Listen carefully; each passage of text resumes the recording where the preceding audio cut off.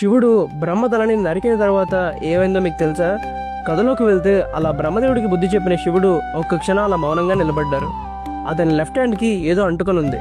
ఏంటా అని చూస్తే అది నరికేసిన బ్రహ్మదేవుడే 5వ తల. ఎందుకు ఇలా జరిగిందని ఆలోచించిన శివుడికి ఒక బ్రహ్మ హత్య వల్ల ఇలా జరిగిందని, ఈ పాపానికి రిజల్ట్ ఇదే అని అనుకున్నారు. కానీ మహాదేవుడు చేసింది న్యాయమే కదా, ఎందుకు ఆయన ఇబ్బంది పడాలి అని ఆర్గ్యూ చేసింది బ్రహ్మే.